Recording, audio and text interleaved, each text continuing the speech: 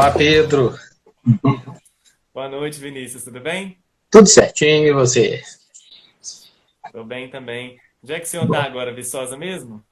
Não, não. Eu tô no Rio. Tá no Rio de Janeiro? Tá quente aí no Rio? Tá quente. O inverno aqui não existe, né? Aqui a temperatura ela sempre amena, né? Então a gente não tem inverno, então tá agradável. Ótimo. Se cuidando direitinho aí nesse isolamento? Aqui sempre, né? Porque a situação ela acho que é mais tensa do que em lugares onde o vírus circula menos, né? Que tem um número maior de pessoas, então tem que cuidar sempre. Tô me confinando direitinho, tô me resguardando direitinho, tem que ser, né? Não há outra forma da gente hoje tentar evitar uma situação pandêmica que a gente tem, que é muito séria, e que, de certa forma, a gente não sabe os seus desdobramentos ainda em diferentes instâncias, né? Mas vamos torcer para que as coisas elas se encaminhem bem e que tudo em breve possa se resolver e a gente voltar a esse novo normal, né? Tentar entender como vai ser isso nas nossas vidas. Vamos torcer porque tá todo mundo meio aflito, ninguém aguenta mais essa quarentena, né, professor? É, Exatamente.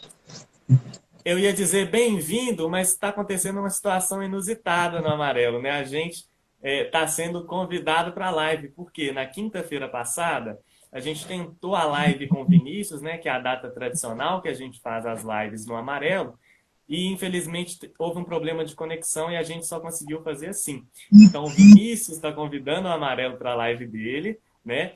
Então, justificando para os nossos seguidores, né? Que estão estranhando essa live na terça-feira. E outra coisa, podem estar estranhando também a ausência da Amali, né? Que é quem ia conduzir essa conversa hoje. É, Infelizmente, né, ela me pediu para substituí-la porque houve um problema e ela preferiu que eu conduzisse hoje. Mas logo, logo a Amali vai estar de volta aqui no Amarelo para conduzir lives com a gente. Então, professor, hoje nós vamos falar de educação especial nesse contexto de pandemia. E como já é tradicional aqui no Amarelo, a gente sempre começa, né, pedindo para o nosso convidado se apresentar para ele falar para as pessoas o lugar de fala dele, sobretudo nesse tema de educação especial. Então, ótimo. Primeiro, eu tenho que agradecer o convite da Amali, convite seu, né, e parabenizar por essa iniciativa. Na verdade, vocês estão fazendo uma sequência de lives, né, e já convido as pessoas para que na próxima quinta-feira assista minha amiga querida Rita Souza, né, que falará com vocês. Ela é psicóloga, professora do Departamento de Educação da UFV. E se vocês querem entender o que é empatia, conheçam a Rita, né, que é uma pessoa amplamente amável, empática e que tem um conhecimento fenomenal sobre, né, as questões educacionais, especialmente no campo da psicologia. Então, parabenizo vocês pela iniciativa. Acho que é um espaço de uma interlocução importante, né, para a gente colocar algumas ideias em pauta na condição que a gente hoje vive. E sobre esse meu lugar de fala, né, vamos aqui evocar a Djamila Ribeiro, que nos apresenta tão bem essa posição, né, com uma demarcação teórica e bastante clara nesse sentido. A educação inclusiva, né, eu vou nesse momento chamar de inclusiva, depois a gente fala um pouquinho, né, dessa diferenciação, o que é especial, o que é inclusiva dentro dessa história. Então, a educação inclusiva ela chegou na minha vida quando eu ainda cursava a licenciatura em Química na UFV, na UFMG, né? E naquela ocasião eu comecei a dar aula para estudantes surdos, e eu dava aula de ciências e de química, e foi para mim uma novidade muito grande, porque aquela cultura, ela me ajudou a compreender um pouco a relação de docência, o significado que tem dessa construção processual que a gente vai desenvolvendo no campo da educação. Quando você entra num curso universitário, normalmente você ainda está construindo ali uma identidade que eu posso chamar de identidade professoral, e eu meio sem rumo, sem muitas expectativas, conhecendo um curso, saindo do ensino médio, eu tive essa experiência que para mim foi determinante para que eu prosseguisse, né, a minha vida enquanto professor. E tenho hoje a plena certeza, quando olho para trás, que foi talvez a melhor e principal construção que eu tive na minha vida. Hoje, se eu não fosse professor, de fato, eu não saberia o que eu seria, eu não tenho nem como dizer que seria alguma outra coisa, porque eu não consigo vislumbrar algo que não seja o fazer educação, né? E aí, nesse sentido, a sala de aula ela me ajudou a compreender algumas relações que envolvem o aspecto da diferença, da diversidade, o respeito ao próximo, e não só isso, me ajudou a dar sentido ao que é o educar, né? E no caso eu digo educar por meio da química, né? Fazer uma educação por meio da química. Isso para mim foi muito caro, né? Foi muito importante, porque nesse contexto eu comecei a ter descobertas, né? Nessa caminhada eu tive novas descobertas, eu me tornei uma pessoa melhor, um ser humano melhor, eu comecei a olhar a vida de forma diferenciada, porque eu acho que toda forma de conhecimento, ela também é uma forma de autoconhecimento, a gente se torna uma pessoa melhor, então, eu acho que para mim a comparação mais fácil de se entender é quando a gente olha para o sistema prisional brasileiro, que é um sistema muito inchado, né, com hoje, lamentavelmente, mais de 700 mil detentos, né, pessoas que estão aí privadas da sua liberdade, e que a grande maioria deles, ou seja, mais de 98% dessas pessoas, elas não tiveram a escolaridade completa. Isso, para mim, por si só, já indica que a escola, por pior que esteja, com todas as suas dificuldades, a escola faz bem às pessoas. A escola é um espaço, a formação, o estudo, é um espaço que ajuda as pessoas a serem melhores, né? E isso também é um outro fator que eu acho que me ajuda a pensar que a pessoa que tem um curso superior em um determinado momento, né, da sua vida, ela se encontra no momento de reclusão, tem que ter alguma pena. Eu acho que isso nem justifica dizer que essa pessoa tem que ter privilégio, porque tem curso superior, tem que ter uma célula. Não, ele tem que ter menos privilégio, porque ele tem muito mais consciência do que aquele que não passou pela escola. Ou aquela pessoa que não esteve naquele espaço ali na escola aprendendo, né? Então, esse processo da inclusão, ele me ajudou a compreender um pouco mais essa relação da diferença e o respeito ao outro na sala de aula. E com isso, a sala de aula se tornou para mim um espaço um pouco mais sensível à forma de educar. E a relação de ensino e aprendizagem, ela se tornou para mim algo primoroso, né? Então, uma busca constante, algo que ajuda a gente talvez a se ressignificar naquele processo de interação que acontece. Então, não é um espaço só de colocar o conhecimento, mas é um espaço de trocar conhecimento, porque no momento que você ensina, você também está aprendendo. É um espaço de diálogo, é um espaço de respeito, é um espaço das pessoas se posicionarem, opinarem, divergirem. Então, é um espaço muito nesse sentido. E aí, pensando um pouco nessa relação, a inclusão ela chega para mim nesse momento lá atrás, e depois, por um tempo, né, eu fiquei de 99 a 2003 trabalhando especificamente com surdos. A partir de 2004, eu não trabalhava diretamente com surdos, né? Eu fui para uma escola particular em Belo Horizonte, onde eu trabalhei até o ano de 2010, foi quando eu fui para a universidade. E na universidade, eu tive a possibilidade de resgatar o meu trabalho com educação de surdo, mas no campo da pesquisa. Porque, por uma opção no meu mestrado e doutorado, eu não quis, naquele momento, fazer um trabalho específico no campo da educação de surdos. O primeiro é porque eu entendo que toda pesquisa ela tem que ter um distanciamento em termos daquilo que você faz.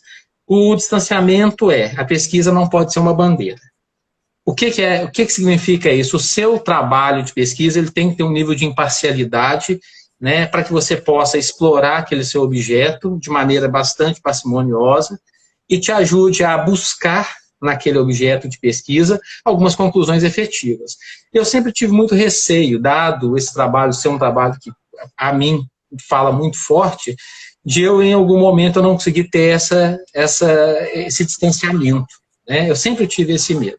O segundo ponto é que, ao longo da minha trajetória, eu posso dizer que eu estive ao meu lado com os melhores profissionais do campo do ensino de ciência que eu conheço. Eu sou muito grato a isso. Mas também o diálogo nessa área era um diálogo que, às vezes, ele não fluía por as pessoas não terem conhecimento especificamente de áreas de interface, como a linguística da língua de sinais, a própria língua de sinais. Então, por exemplo, eu não posso orientar um trabalho em russo se eu não domino desde o alfabeto cirílico até a linguagem russa, porque eu vou ter lacunas no momento de discussão, né? Da mesma forma, as pessoas que ao longo dessa caminhada me ajudaram a me formar, os meus orientadores, as pessoas que estiveram junto comigo nos grupos de pesquisa em que eu participava, eram pessoas que naquele momento elas não estavam vinculadas a essa discussão do campo da inclusão, mais especificamente do campo da educação de surdos, porque quando eu falo de inclusão, eu estou colocando o meu lugar na educação de surdos, que é onde eu tenho um pouco mais de apropriação para discutir alguma coisa, né, nesse sentido. E aí, pensando um pouco nessas questões, a minha trajetória formativa, em termos de pós-graduação, ela não se vinculou à inclusão nem à educação de surdos, mas sim à parte do ensino de ciências, né, mais voltado para a formação de professores. E somente na minha especialização é que eu, de fato, mergulhei, mas muito, né, de maneira bastante intensa, em alguns estudos voltados para a parte mais sociológica da inclusão, né, uma discussão um pouco mais ampla, e aí eu tentei ter algumas vivências diferenciadas.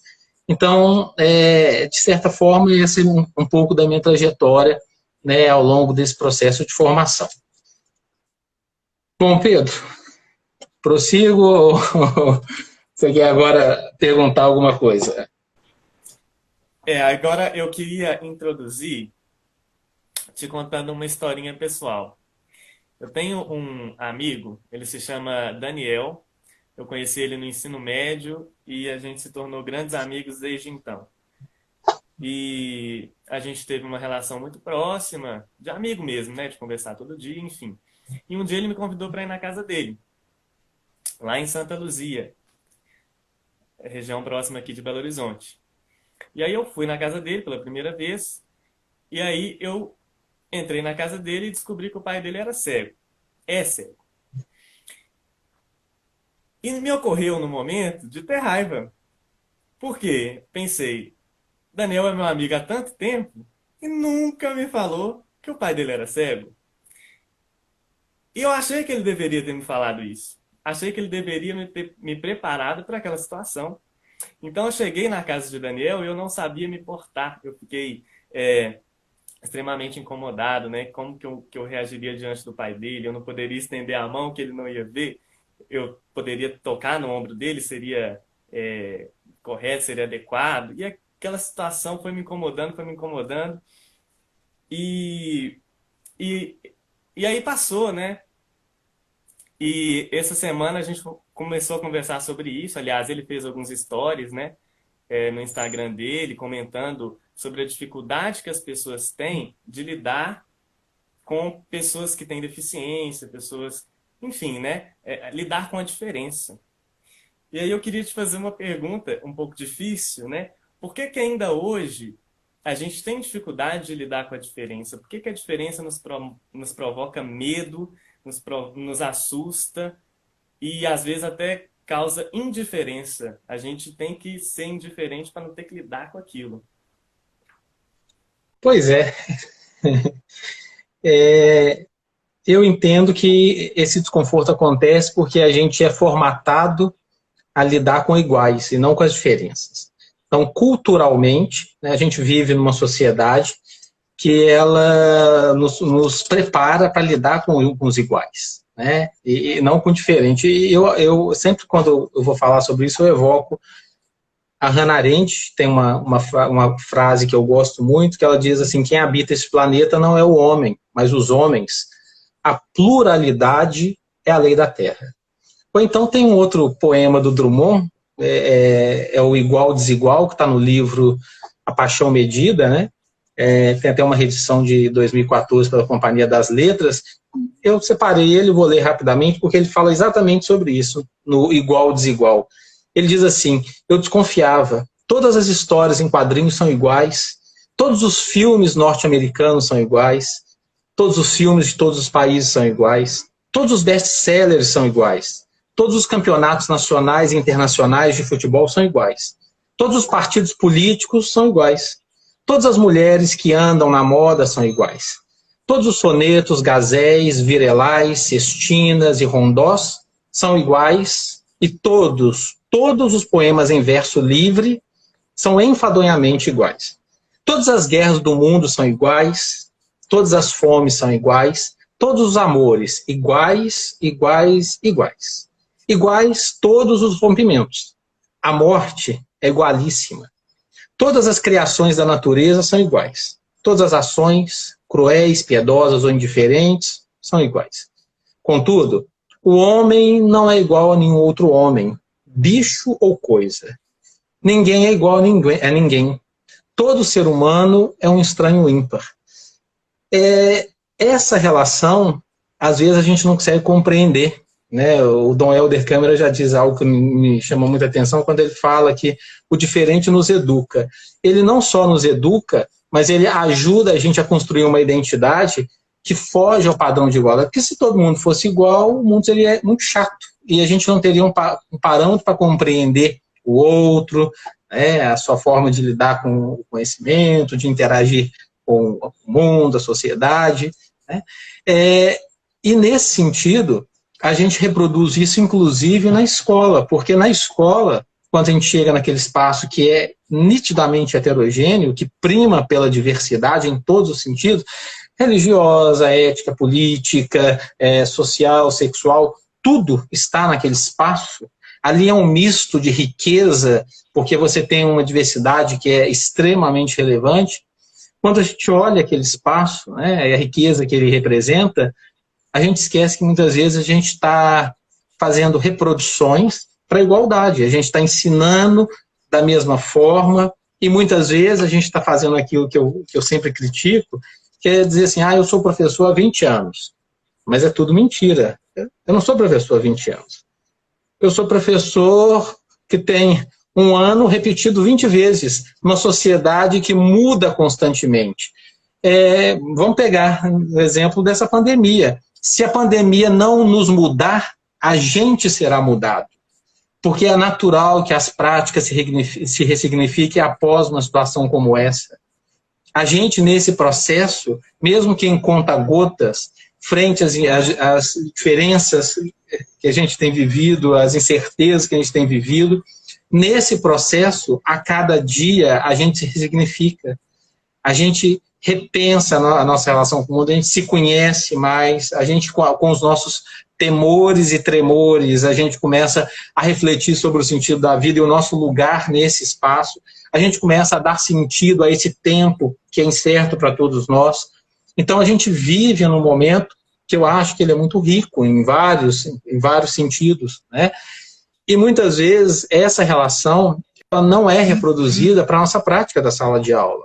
A gente ainda sistematicamente naquele espaço reproduz práticas prontas, um conhecimento enlatado e deixa de estabelecer aquela coisa que é mais rica, que é o diálogo, que é tentar resgatar do outro práticas, relações de conhecimento, que muitas vezes elas têm se perdido. E esse é um grande problema, porque eu sou um professor de uma escola A. Se eu vou ensinar o mesmo conteúdo para uma escola B, a matriz de conhecimento é a mesma, mas a forma de abordagem ela é diferente, porque ali eu tenho pessoas diferentes, histórias de vida diferentes.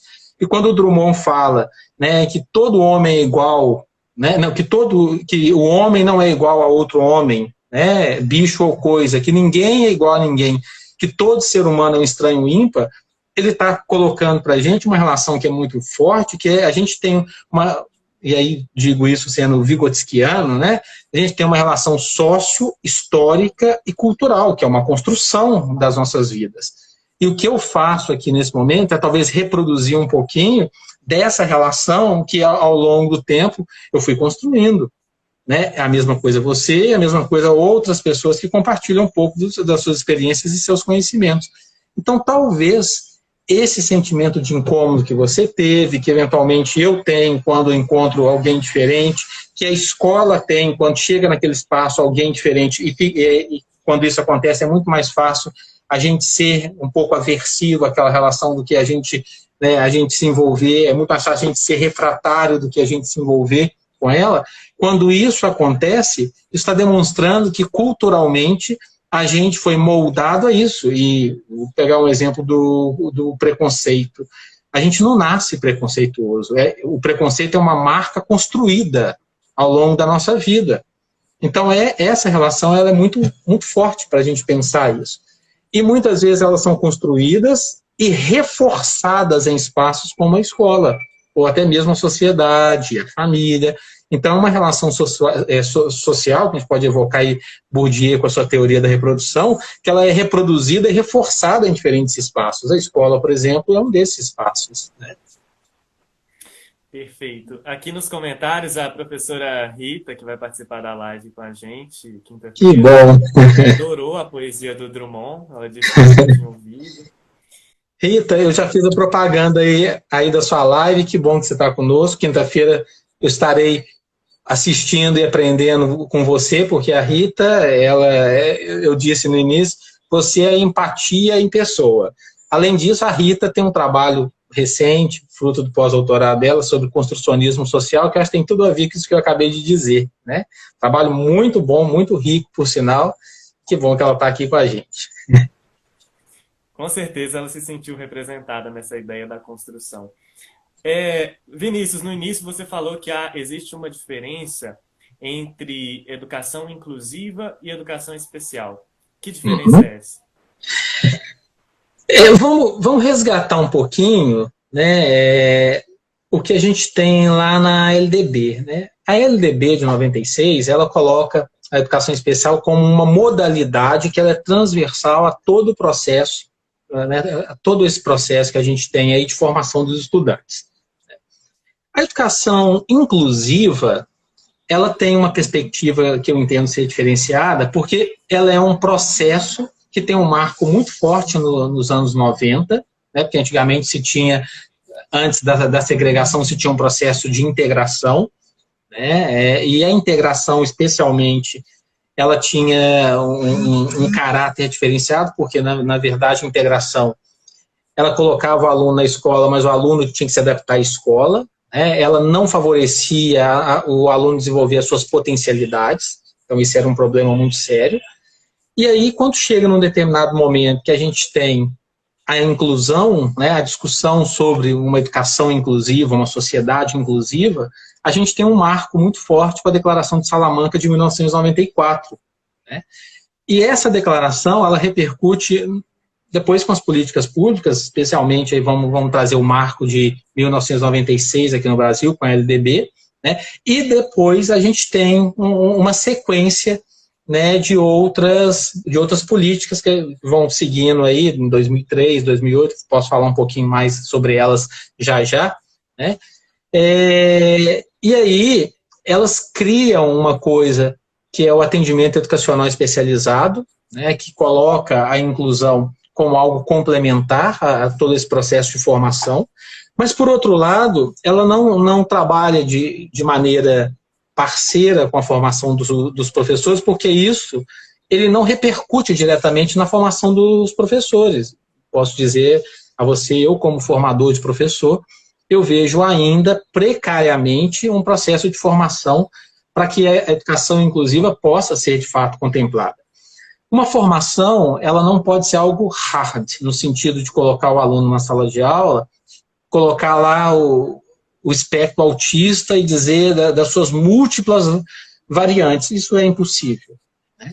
Mas a primeira coisa que se tem que fazer é ajudar o professor a se sensibilizar, a ter um entendimento claro sobre as possíveis formas de adaptação das diferentes condições humanas que existem no espaço de diversidade. E essas condições humanas, elas vão ser moldadas na sua forma de se relacionar com ela de acordo com o outro. Então, muitas vezes, se tem uma relação que ela é muito conflituosa,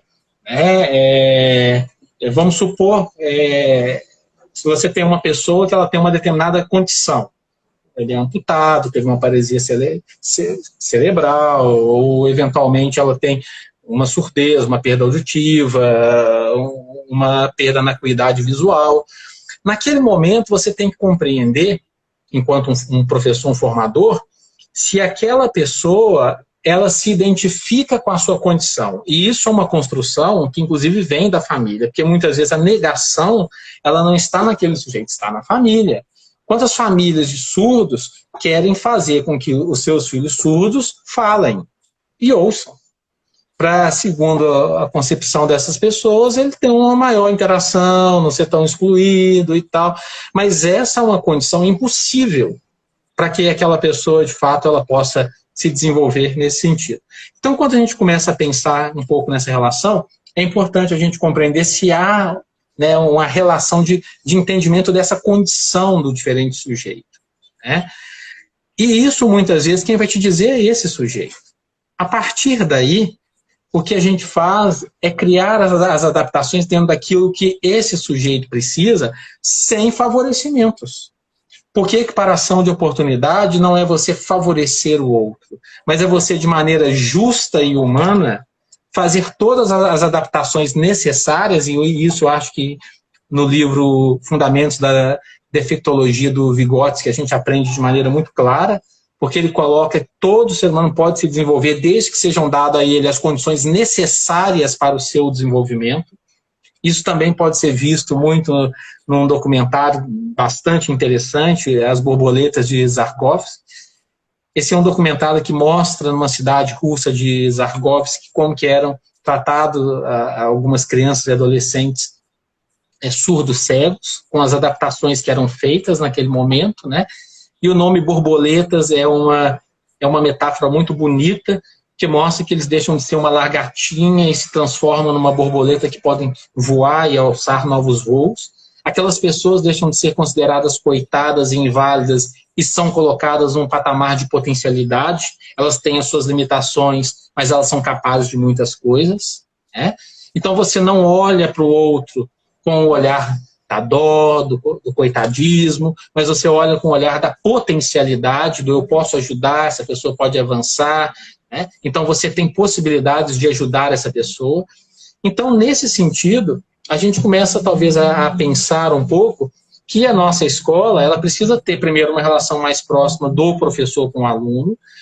O professor, que é um orquestrador daquele espaço, ele precisa ajudar esse aluno a ser acolhido, né? E isso se faz, de fato, buscando compreender a condição daquele aluno e entender o que se pode fazer por meio de outros profissionais, por meio de estudo, por meio de buscas de conhecimento, né? Então, aí o professor tem até uma das sugestões, você e a Amelie sempre pedem sugestões de leitura, mas uma que eu estou lendo agora e tenho gostado muito é esse livro. Esse livro é Transtornos de Aprendizagem, Abordagem Neurobiológica e Multidisciplinar.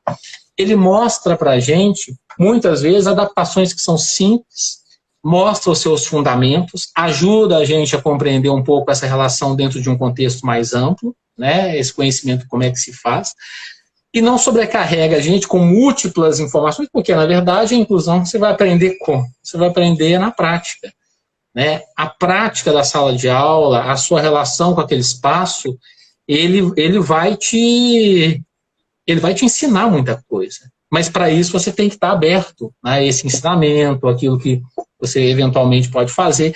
E, para esse ensinamento, você tem que ajudar as outras pessoas também a dialogar com essa diferença, a ajudar o outro a compreender que você não pode olhar aquele sujeito que ele está, não por aquilo que ele não tem, mas por aquilo que ele é capaz de fazer, e por aquilo que nós, podendo fazer algumas coisas, a gente pode os ajudar a avançar ainda mais, né? E muitas vezes os professores não fazem isso, não porque eles não querem, é porque eles não são preparados para isso. É aquilo que eu havia comentado. É muito mais fácil a gente preparar um professor para a igualdade, ou falar para um aluno em uma disciplina, instrumentação para ensino de química, ou estágio supervisionado, me mostra como é que você vai dar uma aula de equilíbrio químico. Me mostra como é que você vai ensinar estequiometria, né? É muito mais fácil, então, eu tentar avaliar como se ele estivesse ensinando esses conteúdos para uma igualdade, né? como se todo mundo aprendesse exatamente daquela forma, do que o problematizar a situação de que a sala de aula é um espaço diverso, que a sala de aula é um espaço de muitos desafios, que a sala de aula é um espaço para as pessoas talvez pensarem num diálogo maior, numa formação mais ampla, numa parceria, numa proximidade. E ao pensar nessas questões, a gente vai, ao longo desse processo, também se ressignificando, né? E talvez a gente pode pensar um pouco que ao longo dessa caminhada formativa que a gente se envolve, né, a gente tem muito que aprender. A gente sai da universidade muito cru, a prática nos ajuda a gente a se ressignificar, a gente vai constantemente aprimorando o nosso fazer, né, e é uma aprendizagem constante, mas para isso a gente tem que estar aberto, né, tem que estar aberto ao próximo, a gente tem que estar aberto ao aprendizado, ao diálogo. A gente não pode ser, na sala de aula, um ser humano, um profissional impositivo na sua forma de lidar com o conhecimento. A sala de aula é um espaço de diálogo, de negociações, né? Então, essas são questões que, talvez, eu acho que a gente poderia sempre pensar num momento de diálogo como esse, ou num processo de formação de professores. Perfeito, o pessoal tá se manifestando aqui, adorando a sua aula, professor. Olha só, por tudo isso que você falou, né, a gente percebe, então, que ainda a formação de professores, né, é ainda muito inadequada, né, não prepara os profissionais para lidar com a diferença, né, é um pouco do que você falou. E aí, parece, né, que a escola tradicional hoje, ela não está preparada para incluir, né? Sim ou não? Sim e não. Sim e não. Porque, na verdade, é uma mudança sistêmica, né? Hoje, quando a gente olha para a escola, talvez o primeiro ponto que a gente tem que compreender é que na escola você não vai formar cientistas, historiadores, você vai formar pessoas que vão se sentir desejosas pelo conhecimento.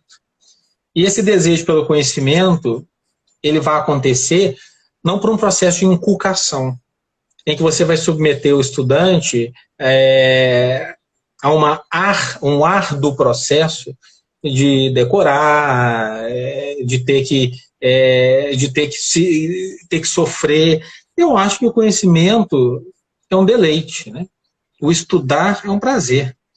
E aí, nesse processo, a escola talvez tenha que se ressignificar em termos de não ser tão conteudista, né? E não ser conteudista, para mim, significa que a função da educação básica é formar generalistas e não especialistas. Então, eu não preciso que o aluno decore uma tabela periódica, ou saiba todos os reinos, filos, classes, ordens da biologia, ou um exemplo de um deuteromiceto, um basidiomiceto, um ascomiceto, que são tipos de cogumelos, né? Não há necessidade disso. É claro que ele tem a possibilidade de se especializar nessa área no momento que ele conhece a função de tudo isso e que ele tem na universidade um espaço para isso. Mas a escola é um espaço de socialização do conhecimento e um espaço, para mim, tipicamente de formação de cidadãos críticos e reflexivos, que vão lidar com o mundo ao seu redor de maneira a poder ter posturas éticas, articular o conhecimento, ou seja, deve ser um espaço bastante útil para essas pessoas nesse sentido, né? E muitas vezes, quando a gente pensa, e eu disse o sim e o não, porque quando a gente pensa numa mudança nesse sentido, essa discussão eu já sinto que é muito forte na universidade e entre os professores e, sobretudo, nos documentos oficiais que já chegaram às escolas. Vou pegar o exemplo da BNCC, mas antes da BNCC, vamos voltar a 1999, com os parâmetros curriculares nacionais, e 2002 os PCN+, e aí vem lá 2006 as orientações curriculares nacionais, então as coisas estão acontecendo, essa discussão ela tem chegado, inclusive, dentro de um aspecto de legislação. Só que, quando nós pensamos um pouco nessa relação, muitas vezes, a gente ainda percebe que a gente tem um sistema avaliativo né, que é o Enem, por exemplo, que é um sistema avaliativo ainda muito conteudista. E dentro desse processo, a gente tem que tomar o cuidado, porque se ele é conteudista, as escolas elas precisam se adequar àquela demanda.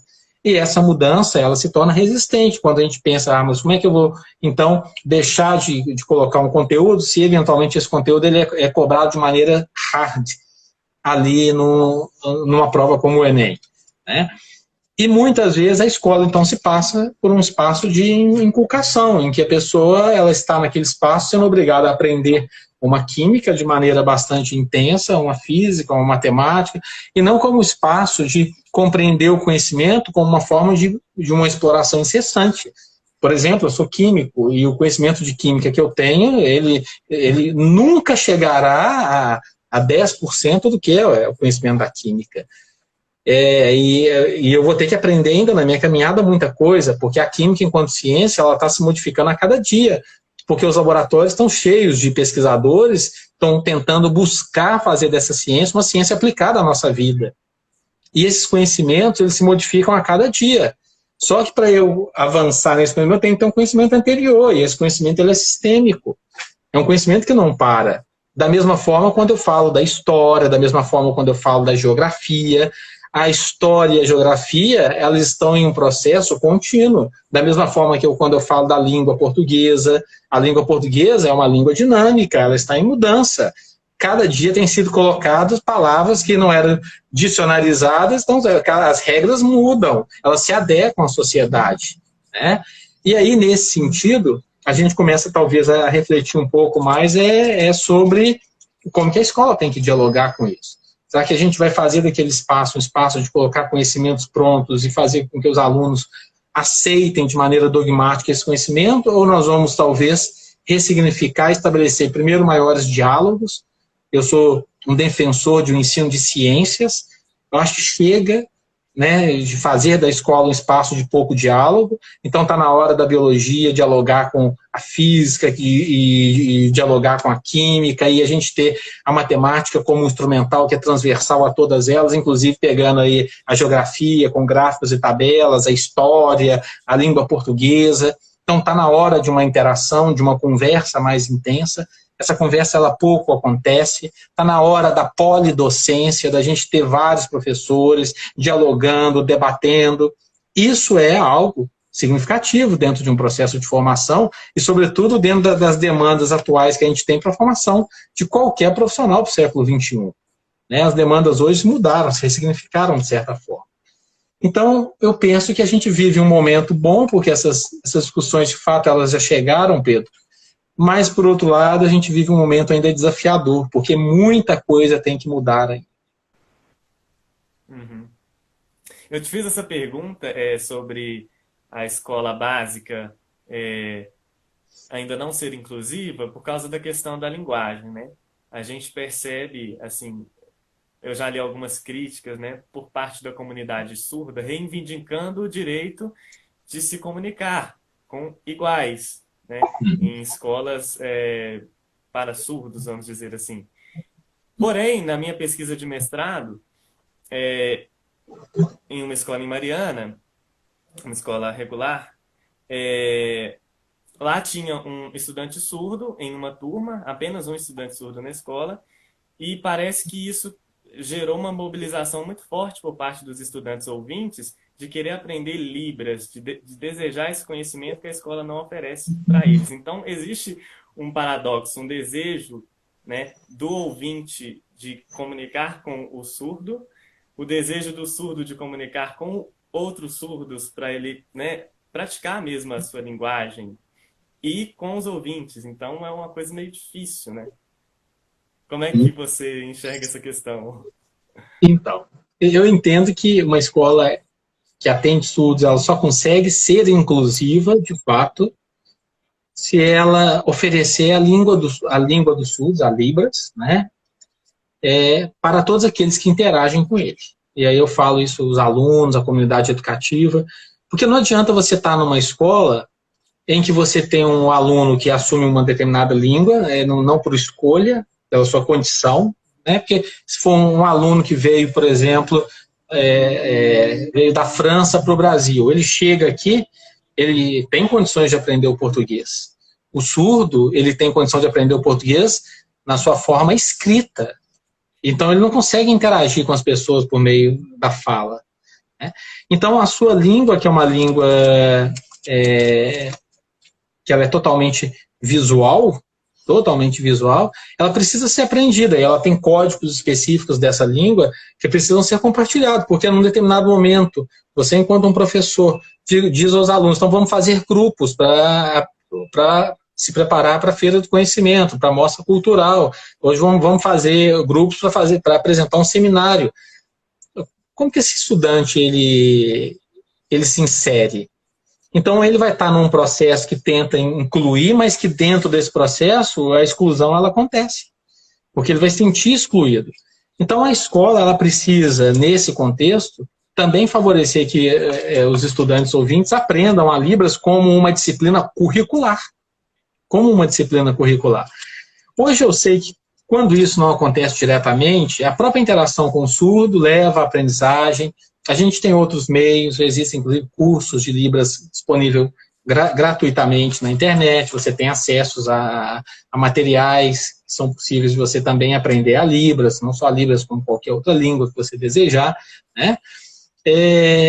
Só que isso mostra, quando não acontece esse processo, mostra que a escola, de fato, não valoriza esse processo de inclusão, e não valoriza o outro, porque o reconhecimento da língua do outro e colocar essa língua à disposição de todos é uma forma de legitimação do outro e reconhecimento do outro naquele espaço, né? Então, essa é uma questão que a gente tem que pensar. Por outro lado, também, eu acho que a gente pode olhar para a legislação e tentar entender o que ela coloca, né? Eu falo isso porque a gente tem que ter hoje um grande cuidado, né, que é para a gente não ter uma minimização das injustiças reproduzindo outra injustiça, né? Ou seja, para que o processo de inclusão previsto hoje na lei, ele não gere uma exclusão natural, né? E aí, como a gente tem as leis, eu sempre gosto de apontar algumas que são, para mim, importantíssimas. A primeira delas é a Política Nacional de Educação Especial na perspectiva da educação inclusiva, de 2008. A gente tem o decreto 7.612, que é de 2011, né, que institui o Plano Nacional do Direito das Pessoas com Deficiência, que é o Plano Viver Sem Limites. Temos a Lei 13.005, que ela é de 2014, que aí ela reconhece o Plano Nacional de Educação, e nesse sentido vai as escolas bilíngues, né? O que é uma escola bilíngue para surdo? É aquela escola que valoriza a L1 do surdo, que é a língua de sinais, né? E a L2, a língua portuguesa na sua modalidade escrita, né? Mas que tem lá a primeira língua de acesso ao conhecimento do surdo sendo a Libras, né? Então ela já prevê, a gente tem no Plano Nacional já a previsão de escolas bilíngues. Temos, para mim, essa lei é um marco importantíssimo que a gente tem, que é a 3.146 de 2015. Essa lei ela estabelece a Lei Brasileira da Inclusão, o Estatuto da Pessoa com Deficiência, né? Então, essa lei, para mim, ela é talvez a principal que a gente tem nesse contexto. E temos a 13.409, que ela é de 2006, no finalzinho, dia 28 de dezembro de 2016, perdão. Ela modificou e ampliou a já existente lei das cotas, né? E essa lei reserva vaga para pessoas com deficiência em cursos técnicos de nível médio e nível superior das instituições federais de ensino. Mas o que acontece? Não adianta só reservar. É importante reservar e é importante, nesse processo, a gente dar possibilidades para as pessoas chegarem naquele espaço e ter condições de se manter naquele espaço.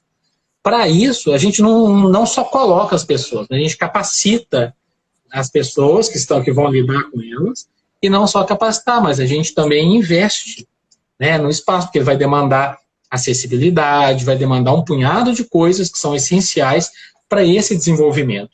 E aí, claro, eu tenho que fazer hoje um adendo, né, muito importante, um reconhecimento, e eu vou te dizer que é um olhar que eu tenho de muita gratidão às gestões da universidade, gestão anterior e a gestão atual da UFV, que de fato tiveram um olhar diferenciado, permitindo com que essa discussão avançasse, com que a universidade de fato avançasse um pouco nesse sentido, né?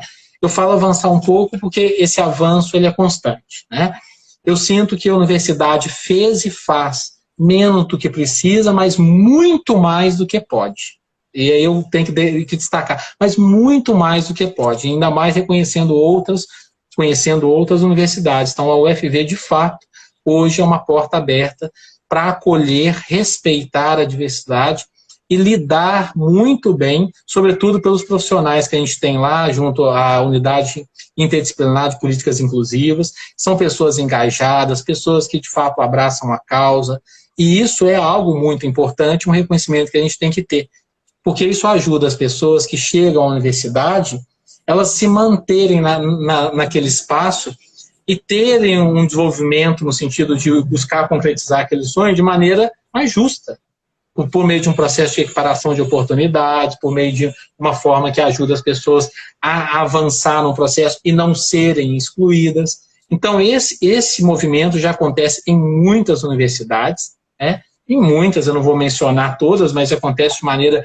muito forte em várias universidades, mas especificamente aonde eu estou, na UFV, eu vejo isso com muito apreço e muito carinho, né? Porque ali eu consigo vivenciar um trabalho que de fato consegue ajudar as pessoas a avançar e fazer de tudo para que essas pessoas sejam acolhidas e nesse processo elas consigam sempre alcançar o seu objetivo, que é o de concluir um curso superior.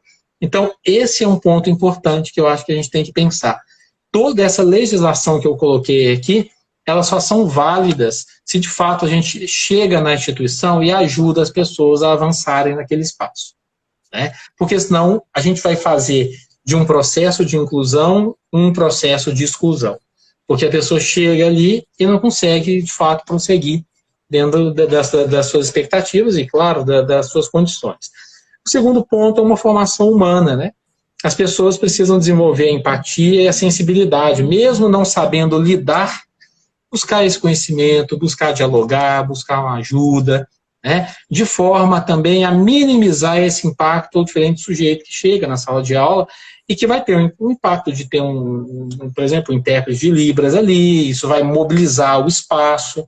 Então, o professor, é importante ele saber como interagir, é importante o professor saber o que eventualmente ele vai fazer quando você tem um estudante com uma determinada condição específica. Aí eu vou colocar as diferentes síndromes, ou especificamente questões que envolvem uma baixa acuidade visual, um problema de baixa acuidade auditiva. Aí algumas pessoas me perguntam, por exemplo, uma pessoa que tem uma baixa acuidade auditiva que é surda, ela pode ser médica? Eu entendo que sim. Ela pode ser enfermeira? Também entendo que sim. Aí uma vez me perguntaram, mas como é que ela vai fazer a ausculta? Eu falo, mas médico faz só ausculta? Eu, por exemplo, no curso de Química, já tive estudantes com comprometimentos cerebrais. Parei um pouquinho, porque vocês devem ter ouvido um barulho. O carro passou. Agora, pronto. Eu já tive pessoas, então, estudantes com comprometimentos, né? Por exemplo, paralisia cerebral, que tinham um comprometimento nos seus movimentos e que não tinham condições nenhuma de fazer uma titulação. E aí algumas pessoas podem até me perguntar, mas como é que um químico não consegue fazer uma titulação? Não conseguir fazer é diferente de não saber fazer. Naquele momento, eu expliquei todo o processo, ele estava inserido em um grupo, e eu disse, você será o relator do grupo, você vai tomar nota dos dados, vai acompanhar todo o processo, o seu colega ele vai executar a prática. Porque ele não tinha condição de usar as duas mãos para colocar uma mão na torneirinha lá da bureta, outra mão mexendo no Erlenmeyer, para que o processo de titulação pudesse acontecer. Ele não tinha por uma condição, não é uma escolha, é uma condição. E isso não vai impedir, como não impediu ele, de se formar como um químico. Porque químico não é um titulador. Químico faz também titulação. Um médico, ele faz também ausculta. Um enfermeiro faz também algo, mas eles não são auscultadores. Isso são coisas que nós hoje precisamos de quebrar paradigmas, porque em diferentes momentos, quando a pessoa não entende isso, eu já percebi que eram critérios de exclusão, dizendo assim, não pode, não pode. Eu sou um químico, por exemplo, que não lido com laboratório. o laboratório que eu vou é o laboratório de ensino, não faço pesquisa, porque a minha área é a área de educação, não tem um laboratório em que eu lido com átomos e moléculas diretamente, eu lido com gente. Eu vou para o laboratório apenas para ensinar disciplinas de química geral, que é uma forma instrutiva e muito mais teórica, com aspectos demonstrativos e execução de algumas práticas, né, que são muito receitas assim, já prontinha, só para confirmar alguma teoria. Então, são situações importantes da gente começar a perceber que dentro da nossa formação a gente tem diferentes âmbitos e que isso não pode cercear o sonho ou o direito do outro por conta da sua limitação. Né? Limitações todos nós temos em diferentes esferas ou âmbitos, mas nós temos que compreender que isso não impede das pessoas, por exemplo, cumprirem objetivos que são essenciais dentro de um processo formativo. Pessoal, deixa eu só verificar aqui o tempo, porque o que acontece na live do Instagram? Dá 1 hora, ela corta. E Confere pra gente aí, Pedro. Quanto tempo? Aí faltam 8 minutos, mas assim, vou até pedir a ajuda da Amber, que está aí nos bastidores, se a gente continua mais um pouquinho depois dessa 1 hora. Você pode? Posso. Posso. Porque assim, o que acontece? Faltam 8 minutos, segundo a Amber. A Amber que ia conduzir a conversa, aí a Amber combinou com o professor Vinícius ali algumas perguntas. E eu empolguei e não fiz nenhuma delas. Mas a gente falou sobre várias, Pedro. Passou por isso, né? Passou por elas. Mas eu acho Pedro, que a gente... Para a gente talvez cumprir essa 1 hora, até para não ficar enfadonho para quem assiste, eu sei porque eu que sou também telespectador de live, né? Também às vezes cansam. A gente pode fechar em 1 hora e eu vou seguir, por exemplo, algumas recomendações. Eu quero sugerir alguns livros. Depois eu vou passar para vocês, tá? Eu vou mandar o arquivo. Vou te pedir depois o seu e-mail da Amely, que eu envio pelo próprio WhatsApp para vocês. Eu queria sugerir para as pessoas que querem conhecer um pouquinho mais essa área, querem, né? Eu acho que a leitura ajuda a gente a ter um despertar, né? Ela causa um pouco essa sensibilidade para a gente. E aí tem 3 professoras que eu gosto muito dos escritos delas, né? Professora Maria Tereza Egler Mantuan, tem discordância com algumas coisas, é natural, mas acho que é talvez um nome muito importante, né? Talvez uma das professoras pioneiras, ela é da Unicamp. Temos a professora Cláudia Werneck, eu acho que ela especialmente tem um trabalho, ela é idealizadora da Escola de Gente, né? É também uma ativista brasileira em direitos humanos, pioneira na disseminação do conceito de sociedade inclusiva, né, proposto pela ONU, mas especificamente aqui na América Latina ela é a pioneira da difusão desse conceito. E ela tem um livro que para mim foi muito forte, a leitura dele, né, lembro muito bem quando eu li esse livro, ano de 2005, Quem Cabe no Seu Todos, né? Foi muito marcante esse livro da professora Cláudia Werneck, e também a Márcia Denise Plest, né, que tem 2 livros, para mim, são ótimos, né, ensina muito. O primeiro deles é Estratégias Educacionais Diferenciadas para Alunos com Necessidades Especiais, e aí o outro é Repensando a Inclusão Escolar, Diretrizes Políticas, Práticas Curriculares e Deficiência Intelectual. Para aqueles que querem conhecer um pouquinho essa discussão, né, o primeiro livro que eu sugeriria conhecer é o Inclusão Escolar, o que é, por quê e como fazer. Um livrinho pequenininho, mas muito bom, né, que é da Maria Tereza Egler Mantuan. Ela tem um outro que é, inclusive, anterior a esse, o Caminhos Pedagógicos da Inclusão, que também é muito interessante, né, e que vale a pena muito a leitura.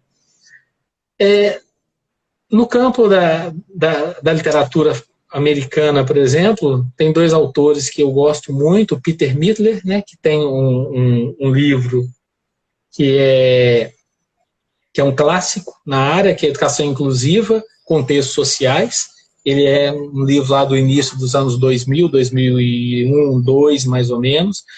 Tem a Susan Stanback e o William Stanback, que tem Inclusão, Guia para Educadores, um calhamaço, né? E acho que ele foi publicado em 95, nos Estados Unidos, mas aqui no Brasil tem a sua primeira edição pela Artmed em 1999, né? Um ótimo livro. E também um que eu estou lendo recentemente, inclusive porque eu tenho descoberto as interfaces muito da neurociência com essas questões inclusivas, que é esse aqui, né? Transtornos da aprendizagem. Eles geralmente saem espelhados, né? Abordagem neurobiológica e multidisciplinar. Dessa mesma sequência, tem esse daqui, que é plasticidade cerebral e aprendizagem. Muito bom esse livro também. E um outro que é o Neurologia e Aprendizagem, abordagem multidisciplinar. Então aqui a gente tem desde médicos e educadores falando sobre as diferentes questões. Isso nos ajuda a pensar um pouco, né, essa situação. E claro, nos dá conhecimento no sentido de saber o que fazer em algumas articulações quando a situação acontece na prática, né? De inclusão, ou se tem que lidar com alguma situação de diferenciação. Em termos de documentário, eu poderia citar muitos, né? Inclusive tem alguns nacionais muito interessantes, mas eu quero abordar dois. O primeiro é aquele que eu já mencionei, As Borboletas de Zarkovsky. É um documentário muito legal, tem no YouTube. A versão dele não está boa, porque passou do VHS, né? Mas tem lá e claro, vai ser, acho, de muito aprendizado para quem quiser conhecer, porque ele trabalha muito a perspectiva histórico-cultural proposta por Vygotsky, né? Mais especificamente dentro da discussão que ele fala, que ele traz da defectologia. E um outro documentário que é muito rico, que é o Janela da Alma, né? Esse documentário do João Jardim, ele é brasileiro, né? E do Walter Carvalho. Ele traz o depoimento de 19 pessoas com diferentes graus de deficiência visual, né? Desde uma miopia discreta até a cegueira total. E aí tem ali o José Saramago, já falecido, o Hermeto Pascoal, o cineasta Wim Wenders, o neurologista e escritor Oliver Sacks, inclusive tem um ótimo livro sobre a educação de surdos, que é o Vendo Vozes, né? Uma viagem ao mundo dos surdos, que para mim é the best. É um livro fantástico. Tem o fotógrafo e filósofo cego Eugen Balkar, né? Tem um depoimento muito bonito dele. E eles podem pensar, né? Ele que ficou cego aos 12 anos, como é que ele pode ser fotógrafo, né? Mas sim, ele é esloveno, mas naturalizado na Inglaterra, e é uma pessoa que tem uma história muito interessante. E eles fazem algumas revelações pessoais e inesperadas sobre os aspectos relativos à sua visão e a forma de lidar com as limitações dela. Então esse documentário também vale a pena. No YouTube tem excertos dele, né? Se vocês digitarem A Janela da Alma, vocês vão conseguir ver. E aí ficam essas dicas, e claro, um tema muito longo, daria para a gente fazer outras conversas e pensar em outros aspectos dele. Eu espero ter trazido aí uma explanação geral dentro do meu ponto de vista. Acho que vocês perceberam que eu ainda sou um aprendiz, tenho muito que caminhar e aprender nesse processo, né? E claro, o dia a dia, a interação com as pessoas e, claro, o feedback de vocês seria muito oportuno para que eu pudesse a cada dia avançar e aprender um pouco mais e conhecer novas experiências, novas leituras e coisas que pudessem agregar, né, para um conhecimento maior nessa temática e, consequentemente, para que eu pudesse um dia levar isso para as pessoas com as quais eu trabalho no campo de formação de professores. Só elogios aqui nos comentários, Vinícius. As pessoas gostaram demais da sua fala e, por causa do tempo, eu e a Amelie já deixamos o nosso agradecimento pela sua participação. É um tema assim, né, que daria para a gente conversar por horas, como você disse. E a gente vai postar amanhã as indicações de livros, né? As suas indicações, a gente vai postar na nossa página. E já aproveitar para convidar as pessoas para a live de quinta com a professora Rita Souza.